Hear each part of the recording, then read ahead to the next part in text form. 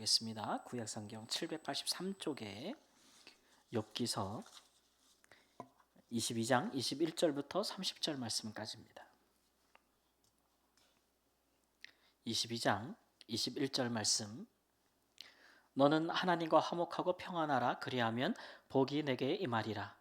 청하건대 너는 하나님의 입에서 교훈을 받고 하나님의 말씀을 내 마음에 두라. 내가 만일 전능자에게로 돌아가면 내가 지음을 받을 것이며 또 내 장막에서 불의를 멀리하리라. 내 보화를 티끌로 여기고 오빌의 금을 계곡의 돌로 여기라. 그리하면 전능자가 내 보화가 되시며 내게 고귀한 은이 되시리니 이에 내가 전능자를 기뻐하여 하나님께로 얼굴을 들 것이라. 너는 그에게 기도하겠고 그는 들으실 것이며 너의 서원을 내가 갚으리라. 내가 무엇을 결정하면 이루어질 것이요 내 길에 빛이 비치리라. 사람들이 너를 낮추거든 너는 교만했노라고 말하라. 하나님은 겸손한 자를 구원하시리라. 죄 없는 자가 아니라도 건지시리니 내 손이 깨끗함으로 말미암아 건지심을 받으리라. 아멘. 욥의 세 친구 중에서 제일 연장자인 엘리바스의 세 번째 말입니다. 오늘 이렇게 엘리바스가 세 번째 하는 말의 나중 후반부를 우리가 읽었는데요. 굉장히 말이 은혜롭고 듣기에도 참 좋지 않습니까? 말을 보니까 이렇게 얘기하잖아요. 하나님의 말씀을 내 마음에 두라.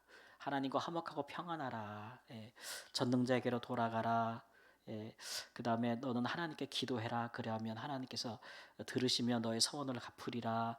아주 굉장히 겸손하라. 이렇게 좋은 말을 하지 않습니까? 그래서 참 은혜로운 말씀을 많이 하고 있는 것 같아요. 근데 이제 우리는 이제 이런 생각을 한번 해봐야겠죠. 이렇게 은혜로운 말들을 하는데 욥이 왜 듣기를 거절하는가 하는 것입니다. 여러분 아무리 은혜로운 말도 그 말을 누가 하느냐에 따라서 사실은 우리가 참 듣기에 좋거나 좋지 않거나 그러죠.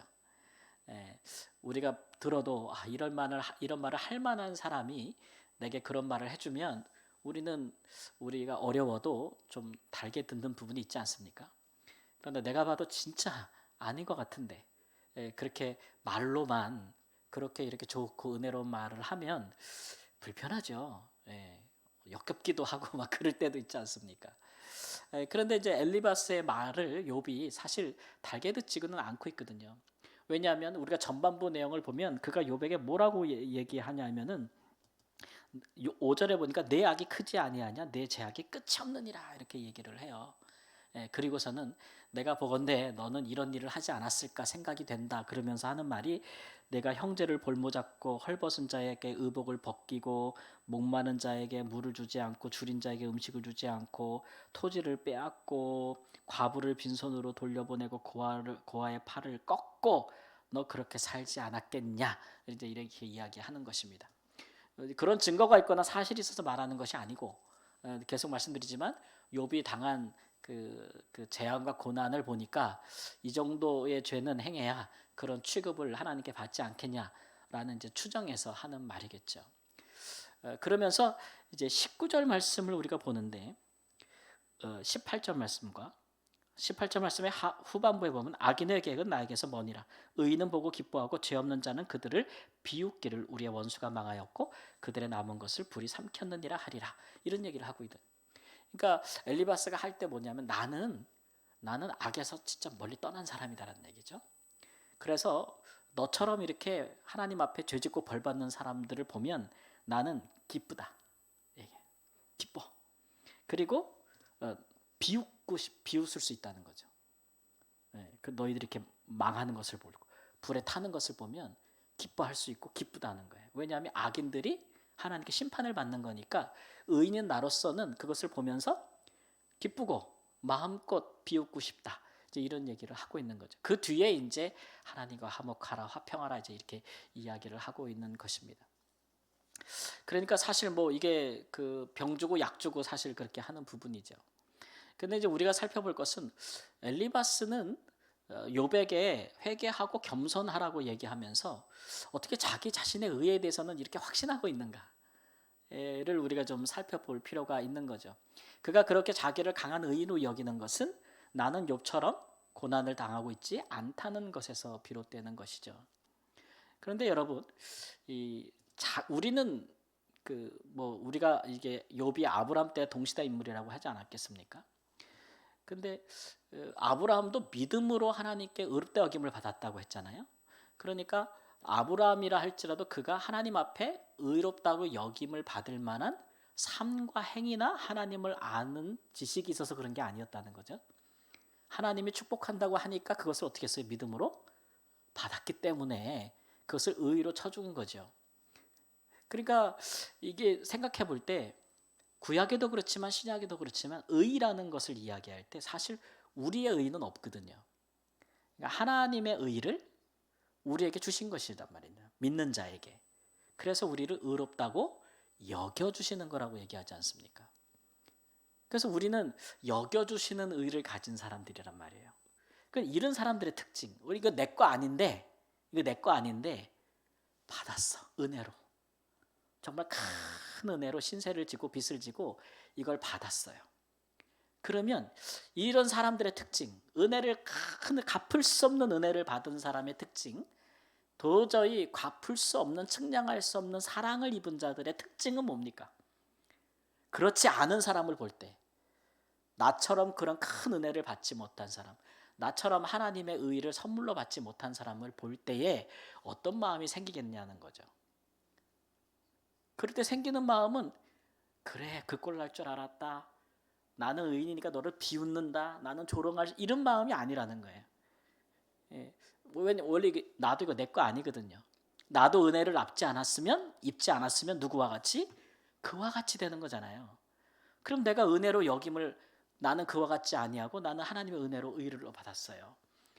그렇다고 해서 이것이 내가 자고할 만한 이유는 절대 아니란 말이죠. 그러니까 그런 사람들의 특징은 뭐냐면, 그렇지 못한 사람들이 자기 죄에 죽어가거나 심판당하거나 그럴 때 어떤 마음을 가져야 될까요? 기뻐하고, 사람이 하나님을 안 믿고 의롭게 되심을 받지 못하고 자기 죄에 죽는 것을 볼 때 기뻐하고 좋아하고 깔깔깔깔 비웃고 그렇게 될까요? 절대 아니란 말이에요. 절대. 스스로 의로움을 갖고 계신 우리 하나님도 그렇게 안 해요. 우리가 에스겔서 18장 23절 말씀이 뭐냐면, 악인이 죽는 것을 내가 기뻐하겠느냐 그러잖아요. 하나님이 심판은 해도 그걸 내가 기뻐하겠느냐 그런 거예요. 하나님의 의는 그런 거거든요. 하나님의 의는 자기가 의롭기 때문에 그렇지 못한 자들을 죽이고 비판하고 비웃고 하는 게 아니고, 그런 자들을 기꺼이 가서 희생해서 그들을 구원해내는 의란 말이에요. 우리 하나님의 의는. 우리가 세상에서, 우리 예전에 일본에서 우리 한국 청년이 일본의 그 지하철역에서 왜 일본인을 구하고 돌아가신 분이 있지 않습니까? 그런 사람들 우리가 뭐라고 부릅니까? 의인이라고 부르지 않습니까? 예. 우리 소방관 같은 분들이 막 불 속에 뛰어들어서 다른 사람의 생명을 살리고 자기가 희생하는 경우 있지 않습니까? 우리가 의인이라고 부르지 않습니까?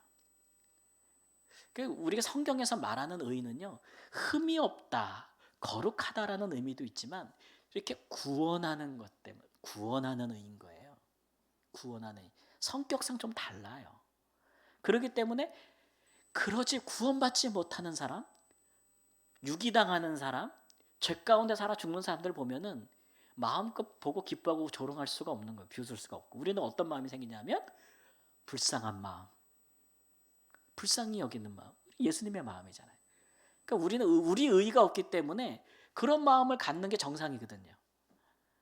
근데 엘리바스는 확실한 증거도 없으면서 그토록 평생 친구로 지냈던 욥이 저렇게 죽어가는데, 그걸 보면서 악인이 그렇게 죽어가는 건 뭔 죄를 졌는지 모르겠지만 저 정도로 망할 것 같으면 이런 죄를 졌을 것 같고, 그래서 네가 이렇게 당하는 거 보니까 의인인 나는 기뻐한다, 마음껏 비웃는다. 그건 하나님이 주신 의가 아닌 거예요. 우리가 그런 걸 뭐라 그래요? 자기의라 그러는 거예요. 스스로 내가 의롭다고 여기는 거죠.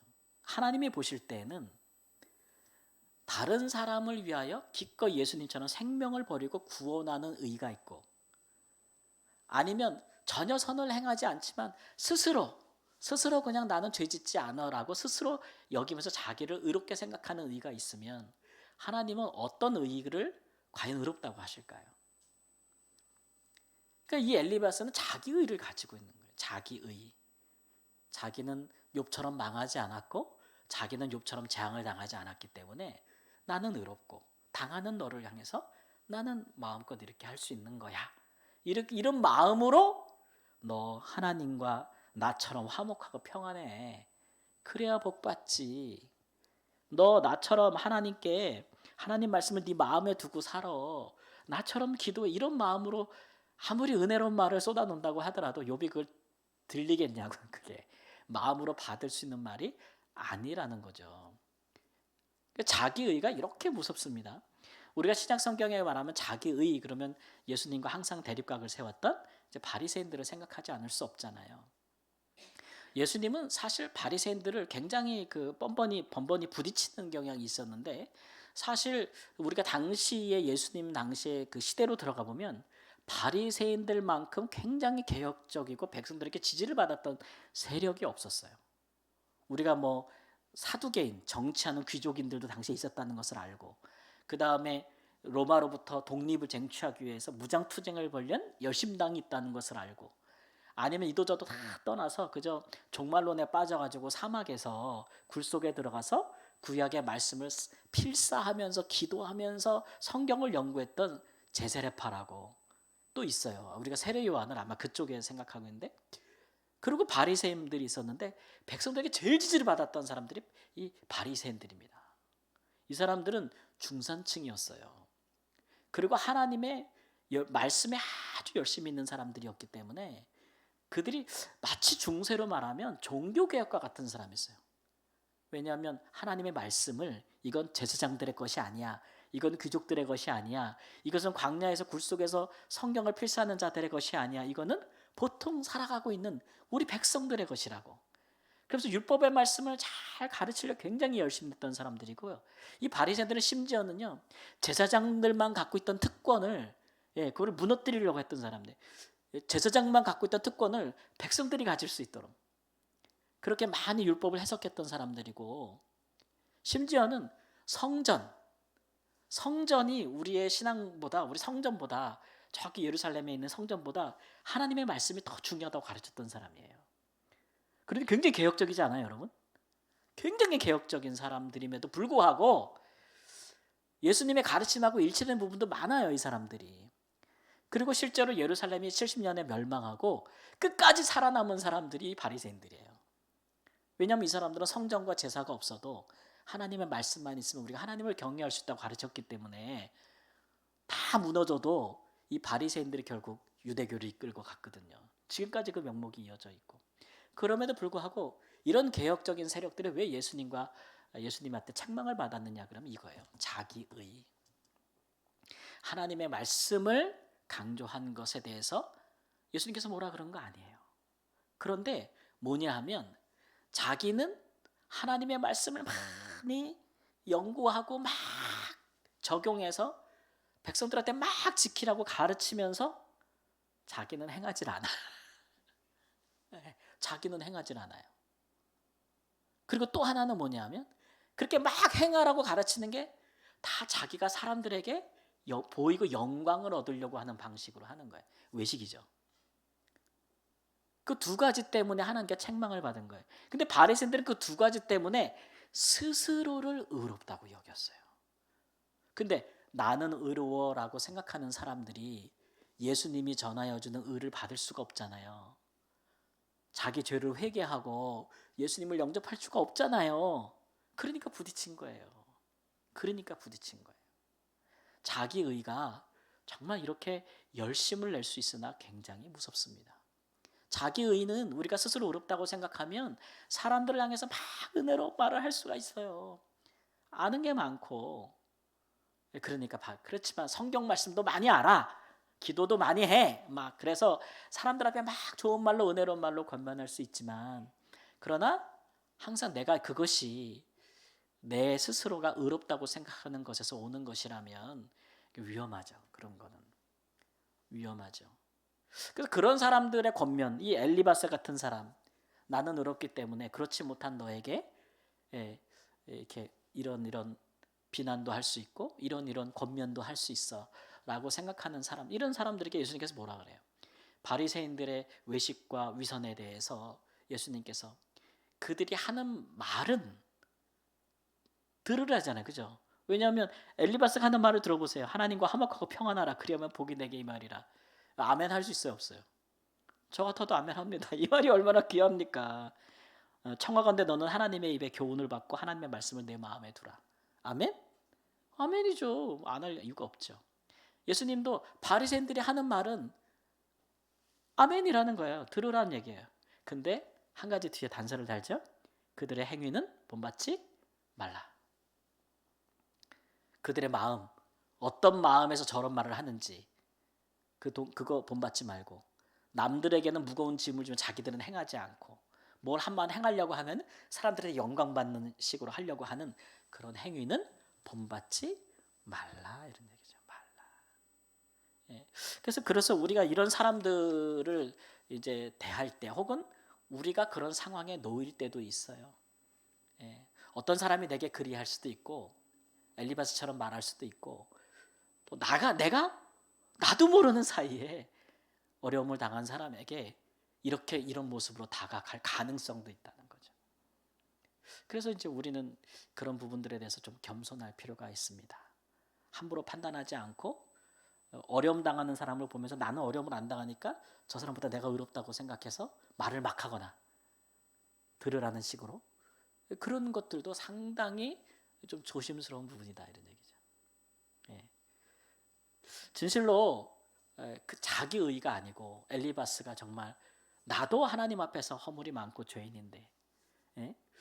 당신 같은 욥 같은 당신 같은 사람이 어찌하여 고난을 당하는가?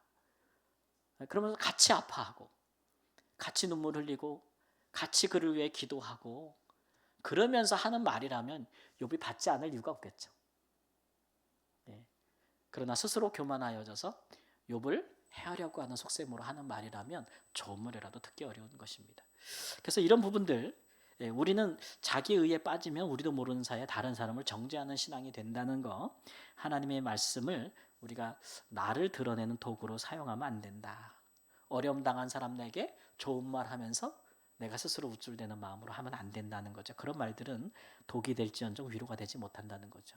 좋은 말을 한다고 해서 다 옳은 것은 아니라 행위로 증명되는, 삶으로 증명되는 삶이 진짜 참된 믿음이다 라는 것들을 우리가 다시 한번 생각하고, 진정한 사랑과 위로가 우리가 충만하기를 우리 주 예수님의 이름으로 축원합니다. 아멘.